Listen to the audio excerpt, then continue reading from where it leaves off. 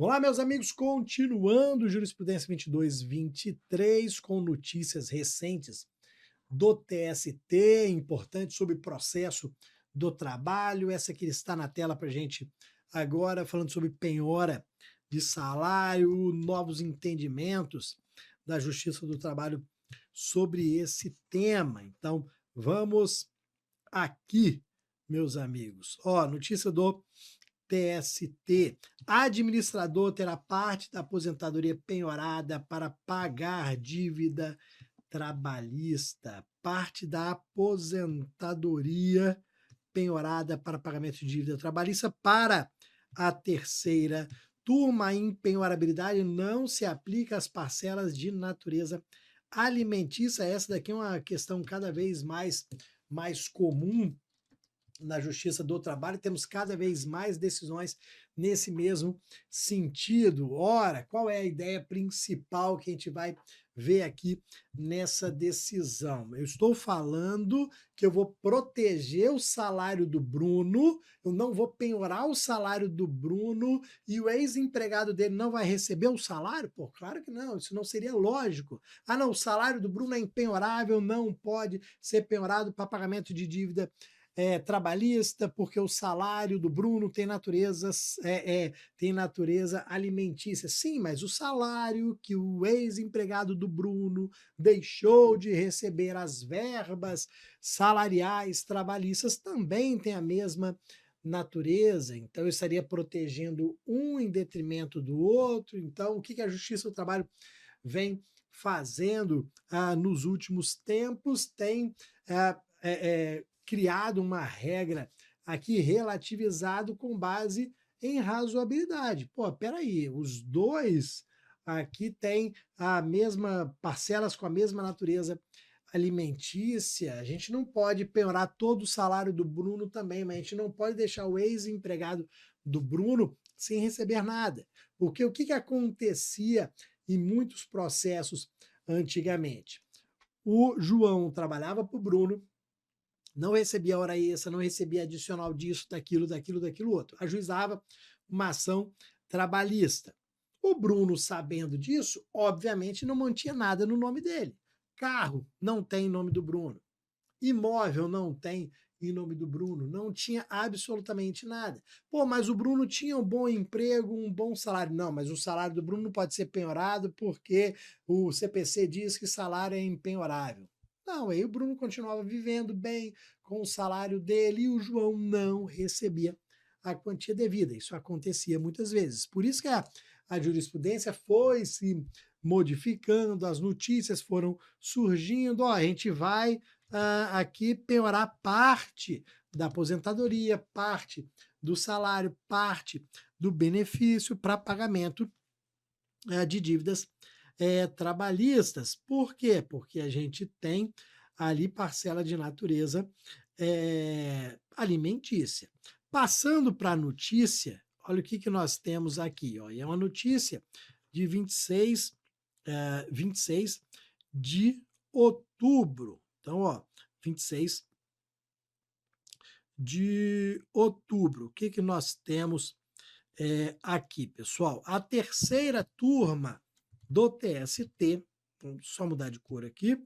A terceira turma do TST rejeitou o recurso de um administrador de empresas aposentado no Rio de Janeiro contra a penhora de 20% dos seus proventos de aposentadoria para o pagamento de dívidas trabalhistas. Segundo o colegiado, os valores devidos são de natureza alimentícia, o que torna possível a penhora do benefício, ainda mais porque a gente está vendo um percentual razoável. Não está penhorando 80%, 70%, não, penhorando uma parcela absolutamente razoável, um percentual absolutamente razoável. De onde que veio essa dívida? Na ação originária, a produtora de áudio e vídeo foi condenada a pagar diversas parcelas, no total de cerca de R$ 60 mil, a um jornalista que tinha prestado serviços da empresa.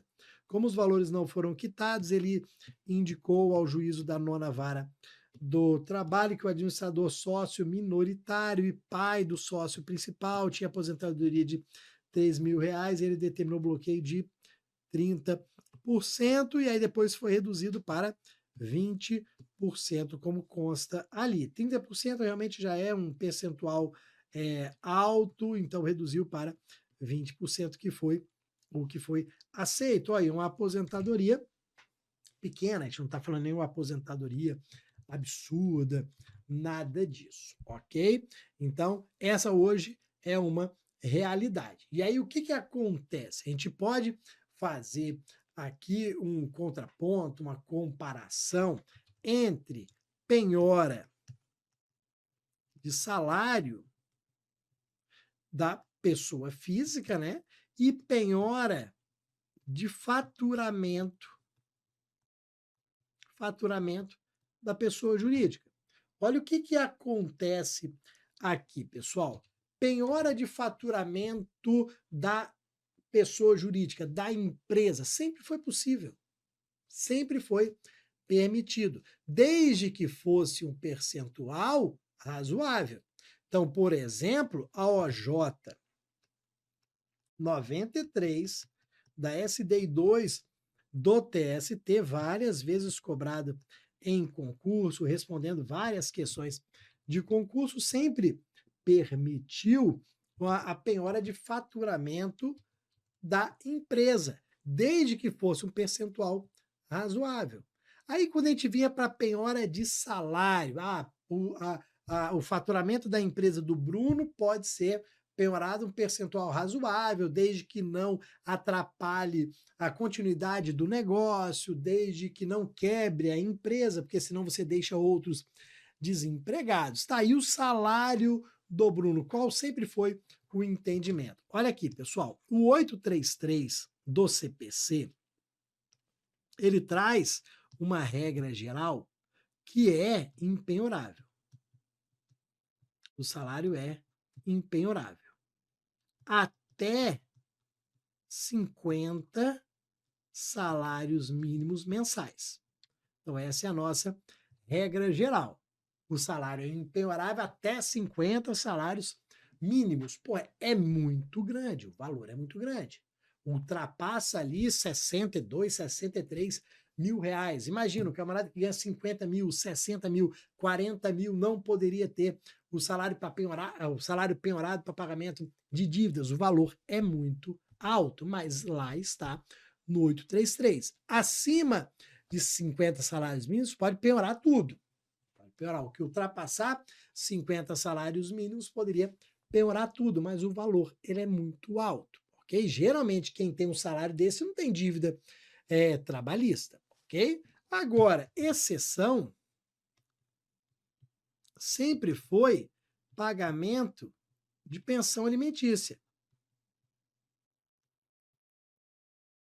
Sempre foi pagamento de pensão alimentícia. Independentemente de quanto eu ganhe, pode haver penhora de salário para pagamento de pensão alimentícia. Isso sempre esteve no 833 do CPC, lá atrás no antigo código, no artigo 649, sempre esteve. Então, pensão alimentícia, eu posso penhorar qualquer que seja o valor. Outras dívidas somente se o salário for superior a 50 mínimos, ok? E é exatamente nessa questão de pensão alimentícia que se discutia sobre a penhora de pagamento de salário para verba trabalhista, para condenação trabalhista. Qual é o entendimento do TST que nós temos naquela OJ, mas é uma OJ que está sendo deixada de lado? A OJ 153 da SDI 2 do TST diz o seguinte, não pode nenhum percentual.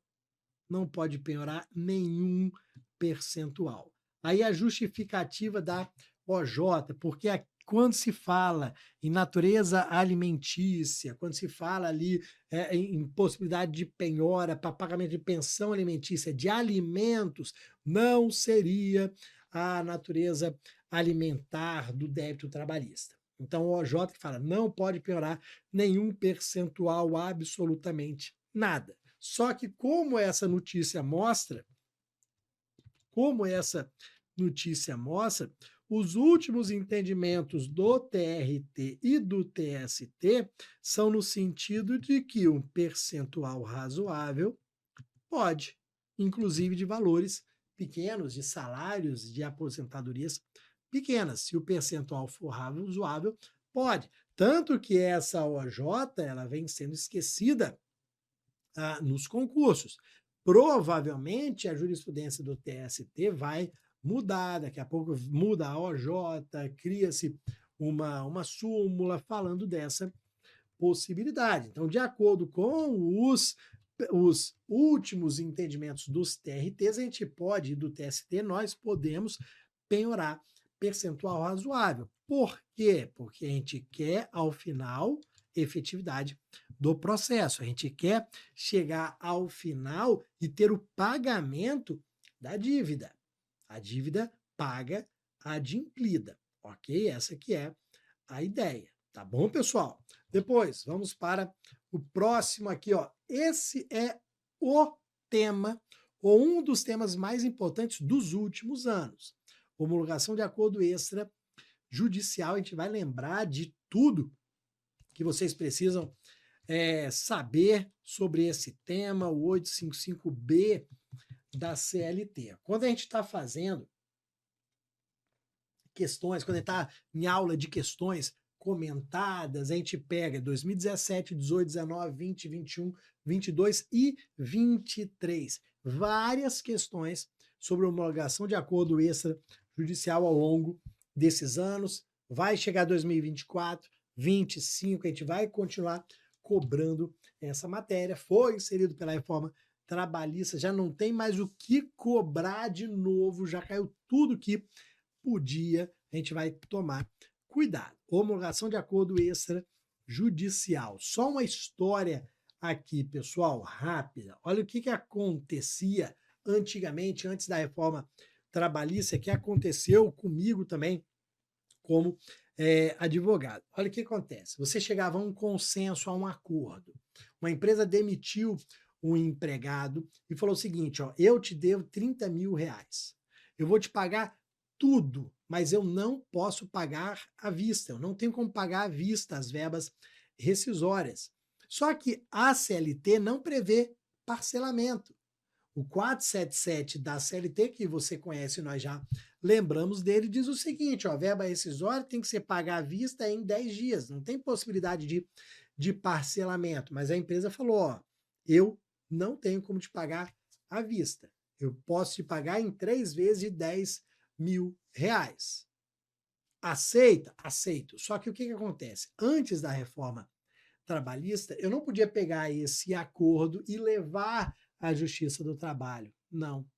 A gente não podia falar, Justiça do Trabalho, a gente já chegou a um acordo, a gente vai parcelar as verbas rescisórias, gostaríamos da sua homologação, só para ter mais segurança, para depois as partes não quererem rediscutir esta questão. A Justiça do Trabalho falava, não tenho competência. Aí o que as partes faziam? Tudo bem, eu vou ajuizar uma ação trabalhista em face da empresa, só que já tudo combinado, na audiência não tem aquela tentativa de acordo? Tem. Aí a gente, na hora que o juiz perguntar se tem acordo, a gente fala, tem sim acordo, eu vou pagar em 3 vezes a totalidade, você aceita? Aceito. Ok, então homologo o acordo. Porra, peraí.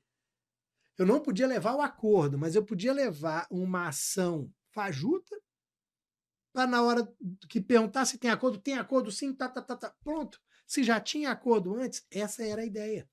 Então, resolvemos isso com a homologação de acordo extrajudicial da reforma trabalhista. Você pode fazer um acordo sim, entre em um consenso e levem ao Poder Judiciário só expondo esse acordo, pedindo para ele homologar, para ele chancelar, para ele aceitar, de forma que eu tenha uma decisão judicial com trânsito em julgado sobre essa questão, para não ter nenhuma discussão depois, ok? Essa que é a ideia. Só que aí, olha o que acontece. Nós temos uma série de requisitos de forma e, neste caso, não houve a aceitação, o acordo não foi homologado, foi rejeitado por termos problemas relacionados a essas questões burocráticas, a essas formalidades. Olha aqui, pessoal. Homologação de acordo é rejeitada por falta de representantes distintos para cada parte. Embora tenha assinado procuração, o empregado disse que a advogada era da empresa. E esse daqui é um dos requisitos mais importantes da homologação que vive caindo em prova. Os advogados não pode ser comum, não pode ser advogado comum. Tem que ser advogado diferente. O advogado não pode ser comum. E aí o que acontece aqui? Neste caso, tinha 2 advogados, João de um lado, José do outro. Não, mas aí ficou demonstrado que o João, advogado do reclamante, na verdade era advogado da empresa. Então a empresa estava com advogado comum, na verdade. Então essa aqui foi o tema aqui que gerou a rejeição. Olha aqui, 10/10/23. A 7ª turma do TST rejeitou o exame do recurso contra a decisão que havia negado a homologação de um acordo extrajudicial entre a Transimão Transportes Rodoviários de Contagem e um garageiro, por entender que ele não teve assistência advocatícia. Embora tivesse assinado o instrumento de mandato, a procuração para uma advogada, na audiência ele a identificou como advogada da empresa, levando à conclusão de que não o representava. Será uma advogada da empresa, estava representando os interesses da empresa. Obviamente, foi um acordo ali meio fajuto, você não tinha um acordo, um advogado orientando esse reclamante, não tinha.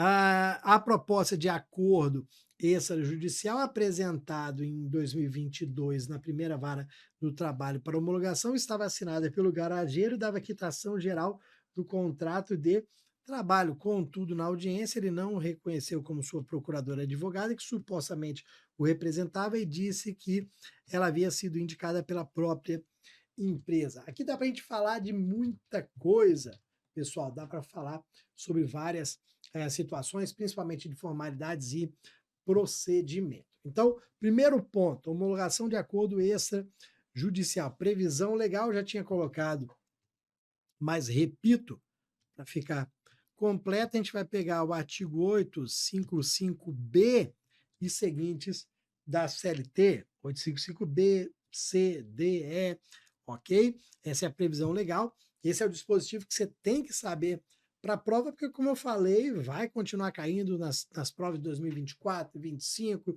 vai continuar caindo normalmente, ok? Então, 855B da CLT. Formalidades. Olha o que acontece. Nós já tivemos várias questões trazendo assim, que o acordo, a homologação de acordo extrajudicial começa com a petição inicial de uma parte, vai ter notificação da outra? Não, não. O primeiro requisito de forma que eu vou colocar para vocês aqui é petição conjunta. É uma única petição inicial. Não tem 2 partes brigando para uma apresentar a petição, a outra ser notificada, nada disso. As 2 partes estão naquela homologação de acordo extrajudicial. Então, a petição conjunta entre empregado e empregador.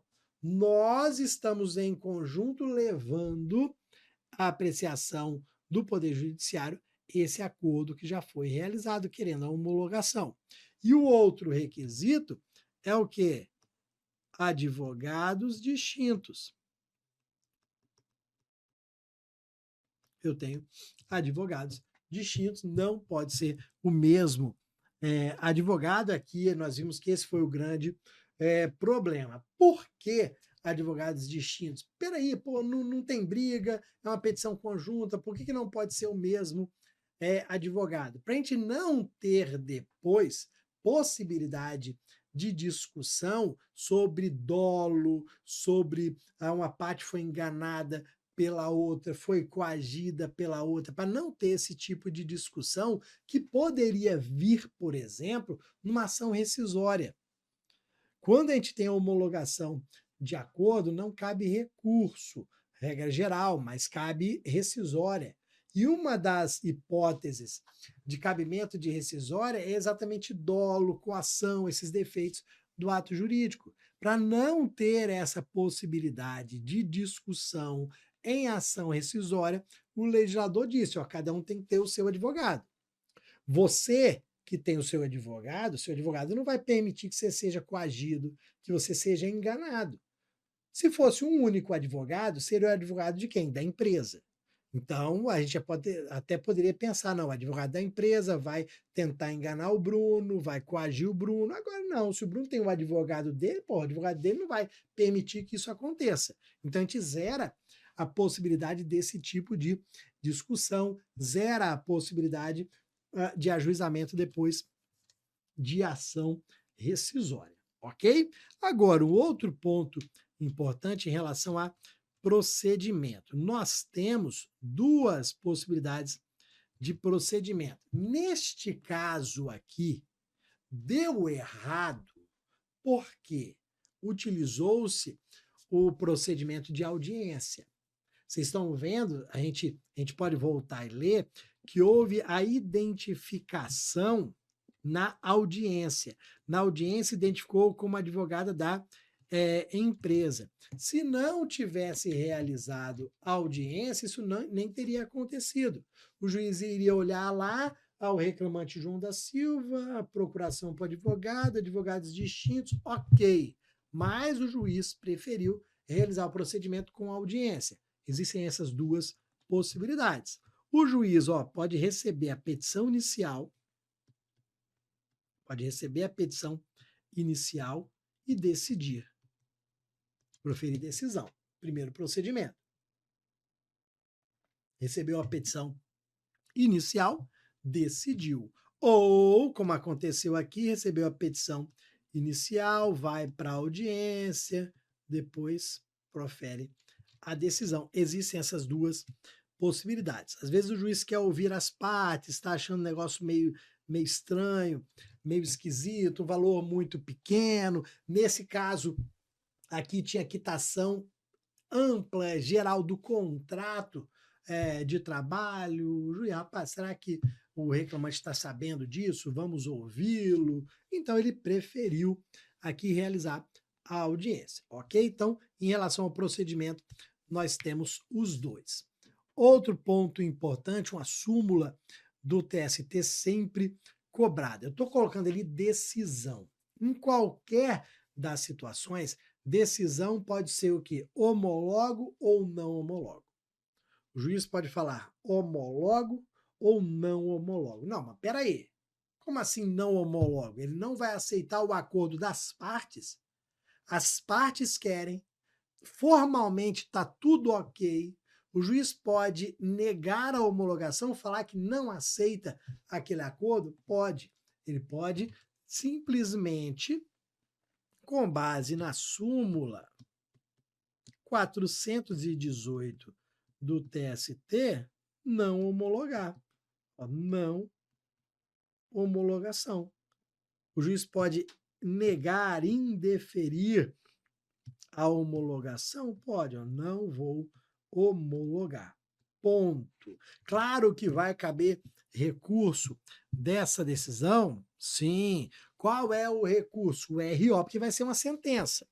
Se o juiz homologa ou não homologa, você tem uma sentença. Parte desse pressuposto. Homologando ou não, você tem sentença, ok? Da sentença cabe RO. Só que o que acontece? Quando homologa, você tem uma sentença que caberia RO, mas você não vai recorrer porque não tem interesse recursal, não tem prejuízo. Os dois queriam homologação. O juiz homologou. Você não vai interpor recurso ordinário por falta de interesse, não há um prejuízo para ninguém, ok? Agora, a partir do momento que não homologou, profere-se uma sentença que prejudica as partes, então nós vamos aqui nós vamos poder interpor recurso ordinário para reverter essa situação. Então, toma cuidado, súmula 418, o juiz pode não homologar, ele não é obrigado a homologar o acordo, ok? Beleza? Multa do 477 da CLT, que já falamos aqui em outra oportunidade, aquela multa de um salário porque você não pagou as verbas rescisórias em 10 dias. Vamos imaginar o seguinte, entra naquele meu exemplo. Houve a demissão, você tem 30 mil reais de verbas rescisórias. O acordo é, eu vou pagar os 30 mil, a integralidade, você não vai deixar de receber nada, só que eu preciso parcelar em 3 vezes, 4, 5 vezes, quantas for, ok? Beleza. Levamos a homologação do acordo extrajudicial. O que o juiz vai olhar? Peraí, esse pagamento, ele vai ser feito dentro de 10 dias? Óbvio que não, porque a gente vai ter que parcelar em 3, 4, 5 vezes, ou seja, eu vou ficar 5 meses pagando verba rescisória. Então, o que o juiz vai falar? Então, a gente tem que incluir aqui a multa do 477. Esse acordo, para valer, para ser homologado, tem que incluir a multa do 477. Tem que colocar ali a multa de um salário. Não, mas é um acordo, a gente chegou a um acordo que não vai haver o pagamento desta multa. Não é assim que funciona, porque a homologação não afasta a multa do 477. Ela é devida, então coloca isso aí, porque cai em concurso, é importante.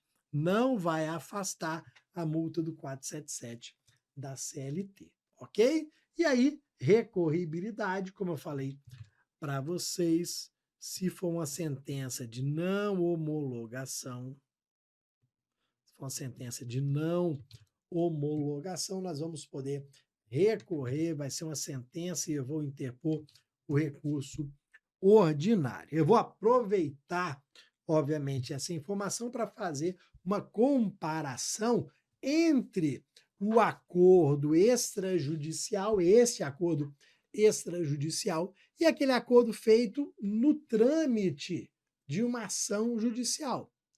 Então, o que acontece? Esse é um acordo que foi feito fora da Justiça do Trabalho, eu estou levando, só pedindo a homologação, não homologou, cabe RO da sentença. Beleza? Tranquilo. Agora, vamos lá. Ajuizei uma ação trabalhista em face do Estratégia, entendo que tem direito de receber horas extras, eles nunca me pagaram, não quiseram pagar, então, meu amigo, como se diz, vai pro pau, vamos brigar. Ajuizei a ação trabalhista, Estratégia foi notificado, compareceu à audiência, apresentou antes da audiência por escrito a sua contestação, beleza. Na audiência, aberta a audiência, feito o pregão, tem acordo, primeira tentativa obrigatória de conciliação, tem acordo, a Estratégia fala o seguinte, ó, eu pago 50 mil reais em 5 parcelas de 10 mil. Aí o Bruno fala, ok, eu aceito desta forma. Estratégia quer, Bruno aceitou. O que o juiz pode fazer? Homologar ou não homologar? Da mesma forma, súmula 418, o juiz vai falar assim, não, esse acordo eu não homologo, o valor está muito baixo. Aí o estratégia, não, mas é o acordo que a gente quer. Aí o Bruno fala, não, porra, mas eu aceito. O juiz pode dizer, não homologou. E aí? Vai caber recurso desta decisão? Desta não. Da não homologação de um acordo judicial não cabe recurso.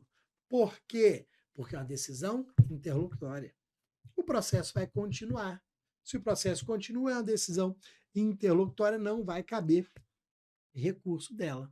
Então, olha a diferença. Quando é um acordo extrajudicial que o juiz não homologa, cabe RO. Quando é um acordo judicial que o juiz nega a homologação, não cabe recurso, porque é uma decisão interlocutória, o processo vai continuar. E aí essa súmula 418 ela é importante para dizer o seguinte, ó, não cabe recurso, também não cabe mandado de segurança, não. processo continua, não cabe mandado de segurança, porque você não tem ali uma obrigação do juiz de homologar, você não tem o direito líquido e certo de ter o seu acordo homologado, nada disso. Ok, galera? Então, toma cuidado com esse ponto. Vamos lá para um importante, caiu uma decisão, caiu uma questão no ano passado, num dos inúmeros TRTs que nós tivemos, eu não me lembro agora se foi do Paraná, que gerou um grande problema, muita gente errou, porque foi pela CLT, que é o óbvio, né? Que é o lógico, mas a pergunta tratava de uma instrução normativa do TST, que é valor da causa. Então a gente vai lembrar dessa questão aqui. Valor da causa na petição inicial, uma outra mudança da reforma trabalhista. Olha o que acontece. Notícia do TST: a condenação de banco não se limitará a valores indicados na reclamação trabalhista, porque para a terceira turma o montante indicado na inicial é mera estimativa e não limita a condenação. Aqui que está, ó, esse é o ponto principal, essa é a expressão principal. Valor da causa é mera estimativa de acordo com a Instrução Normativa 41 de 2018 do TST. Então, eu tenho mera estimativa, não precisa ser preciso e não limita a condenação, ou seja, não viola o princípio da congruência. Vamos lembrar dele também, ó, não viola o princípio da congruência, não limita a condenação. Bora dar uma lida. O que nós temos aqui, ó, 5/10/23. A terceira turma do TST rejeitou o exame do recurso do Banco Itaú Unibanco contra decisão que condenou a pagar um assistente gerente valores acima dos atribuídos por ela na reclamação trabalhista. Para o colegiado, os valores indicados na petição inicial são apenas uma estimativa e não estabelece a quantia exata do crédito devido. A partir da reforma de 2017, o parágrafo 1º do artigo 840 passou a exigir que na petição inicial a pessoa autora apresente pedidos certos e determinados com a indicação do seu valor. Uma das mudanças da reforma trabalhista, o seu pedido tem que ser certo, determinado com a indicação do valor, que seria o valor da causa. Olha o que acontecia antigamente, que era muito ruim, que a reforma trabalhista tentou reverter. Você saía pedindo, você ia colocando ali os seus pedidos, eu quero horas extras, eu quero 13º, reflexo disso, férias, e não colocava nenhum valor. Antes da reforma trabalhista, você não precisa colocar valor nenhum. Você chegava no final ali, dá-se a causa o valor de 50 mil, 60 mil, 70 mil.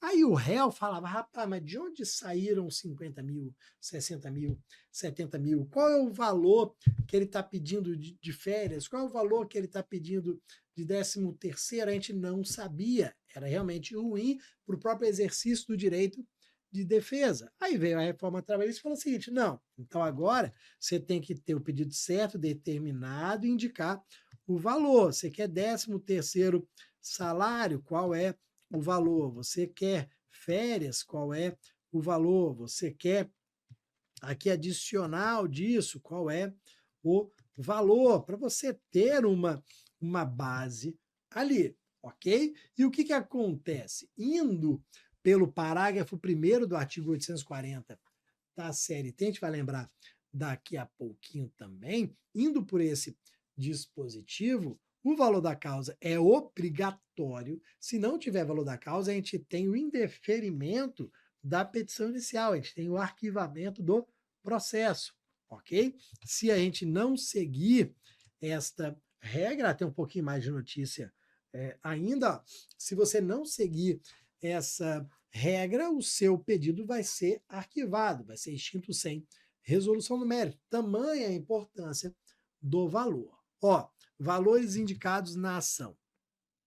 Aposentada por invalidez acidentária em 2005, ó, 2005, a bancária teve alta médica em 2015, mas não foi reintegrada imediatamente pelo banco.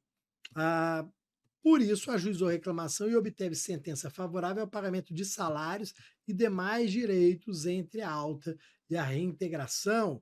É o que a gente chama aqui de limbo jurídico previdenciário. Limbo jurídico previdenciário, que é aquele tempo entre a alta do INSS e a reintegração, aquele período que você fica sem trabalhar, que a empresa não te recebe, você fica sem salário, depois você vai à Justiça do Trabalho para cobrar os salários e verbas deste período aqui, ok? O Itaú, vamos aqui, o Itaú requereu que o valor atribuído aos pedidos relacionados na inicial fosse considerado o máximo para a condenação, mas sua pretensão foi rejeitada tanto pelo primeiro grau quanto pelo TRT do Paraná. Conforme o TRT, ainda não há entendimento consolidado sobre limitação aos valores, especialmente quanto à obrigação, e sua conclusão foi de que se trata apenas de estimativa. O TST, como eu já tinha colocado, tem instrução normativa falando de estimativa, que não precisa ser preciso, ok? Por que não precisa ser preciso? Primeiro, a gente pode ter aquela situação do empregado que está com jus postulante, ele não está com advogado, ele foi sozinho, ele não tem condições de saber os cálculos precisos, ele vai colocar ali uma estimativa, 2 mil de 13º, 3 mil de férias e por aí vai, ok? Isso já bastaria para preencher o requisito. Então vejam, o parágrafo primeiro fala, tem que ter valor da causa, preciso e específico, sob pena de arquivamento do processo ou arquivamento do pedido que não tem o seu valor. Qual foi o problema para a gente? Instrução normativa 41 de 2018, que falou estimativa de valores. Como eu falei para vocês, teve TRT 2022, salvo engano, foi o do Paraná, foi do Paraná, e pediu de acordo com o entendimento do TST. Esse que foi um problema na época, que foi bastante criticado. A FCC, ela pediu, trouxe ali uma questão sobre valor da causa, de acordo com o entendimento do TST. Uma das assertivas trazia o 840, parágrafo 1º da CLT, dizendo que tem que ter o valor da causa sob pena de arquivamento. Só que a assertiva dada como correta levou em consideração a estimativa dos valores. Porque, como perguntou TST, é a instrução 41. Então, como a gente trabalha muito com base em histórico de banca, o que vocês vão fazer? Se você tiver um concurso, uma prova, principalmente da FCC, perguntando sobre o valor da causa na ótica do entendimento do TST e uma das assertivas for estimativa de valores, vai nela. Coloca a estimativa de valores, ok? Então, a gente tem que repetir, a gente vai muito por histórico de banca, como a gente fala, tá bom? Vai ser difícil hoje a FCC trazer uma questão bem parecida ou idêntica com outro resultado, outra assertiva. Então, estimativa de valores apenas, tá bom? Vamos aqui, ó, competência material da Justiça do Trabalho. Ó, competência material da Justiça do Trabalho. Vamos aqui, ó. Esse é um ponto importante. Ponto importante aqui, ó. Pedido de reparação. Olha a nossa notícia. material. Qual é a matéria que eu posso levar à Justiça do Trabalho? Pedido de reparação por suposta má gestão do plano de previdência é enviado à Justiça Comum. O camarada está alegando má gestão do plano de previdência que estava relacionado ao emprego dele. Então, só para vocês entenderem qual é a ideia. A empresa em que eu trabalho, a faculdade que eu sou empregado, paga para a gente uma previdência privada. A nossa negociação coletiva dos professores diz que o empregador vai depositar tantos por cento do salário por mês no plano de previdência privada, ou seja, está relacionado ao meu emprego, está relacionado ao trabalho. Imagina o seguinte, a empresa não está depositando, ou não está depositando o valor correto. Eu vou para onde? Justiça do Trabalho, obviamente. Porque aqui é diferente. Aqui eu estou discutindo o cumprimento de uma cláusula atrelada ao meu contrato de trabalho. Se eu estiver discutindo previdência privada, algo relacionado ao meu trabalho, a competência é trabalhista. Aqui não. Por que aqui vai ser enviado à Justiça Comum? Eu estou querendo discutir gestão do plano de previdência. Ó, meu empregador está depositando direitinho, todo mês, o valor certinho, tá tudo ótimo. No plano trabalhista não tem problema nenhum. Ah, mas eu acho que tem má gestão. Isso não tem nada a ver com o plano trabalhista. Isso é justiça comum, ok? A gente vai trazer, inclusive, decisão do Supremo aqui, ó. Para a quinta turma, o pedido não decorria da relação de trabalho. A existência do plano de previdência privada está ligado ao trabalho, ao emprego? Sim. Só que o pedido sobre má gestão, não. Isso aqui realmente é algo absolutamente cível, ok? Vamos aqui para a notícia. Ó, de setembro de 2023, 27 de setembro de 2023. A quinta turma do TST remeteu à Justiça Comum um pedido de reparação por danos morais e materiais decorrentes de descontos feitos pela Petróleo Brasileira, Petrobras, para equacionar déficit da Petro, sua entidade de previdência complementar. Segundo o colegiado, a pretensão não está relacionada à relação de trabalho, mas as relações jurídicas entre Petrobras e Petros, alheios à relação de trabalho. Depois, os descontos salariais. A reclamação trabalhista foi ajuizada por um aposentado que alegava vir sofrendo descontos elevados em seu contra-cheque. Segundo ele, os valores seriam para recompor prejuízos causados por atos ilícitos cometidos pelos diretores da fundação e pelo descumprimento do regulamento do plano de previdência. Em sua defesa, a Petrobras alegou incompetência para julgar o processo. Então, ó, se houve má gestão, prejuízos causados por atos ilícitos, isso é realmente esfera civil, ok? Tanto, ó, que eu tenho para vocês, trouxe para vocês aqui uma decisão do Supremo. Isso aqui foi retirado do site, foi transcrito do site do Supremo. É o seguinte, ó, para ser competência da Justiça do Trabalho envolvendo previdência privada, o que tem que acontecer? Ó, vai ser competência material prevista no 114 da Constituição Federal, vai ser da Justiça do Trabalho se, ó, a ação for sob reflexo de verbas nas contribuições para a previdência privada, ou seja, cumprimento das normas sobre pagamento. Ah, se está pagando correto, se não está. Aí eu tenho Justiça do Trabalho. Como eu falei para vocês, está lá na convenção coletiva ou está na norma interna da empresa que ela vai contribuir mensalmente com 5% do meu salário. Aí eu descubro que ela está pagando só com base no salário base. E eu entendo que teriam que ser todas as parcelas de natureza salarial. Aí é Justiça do Trabalho.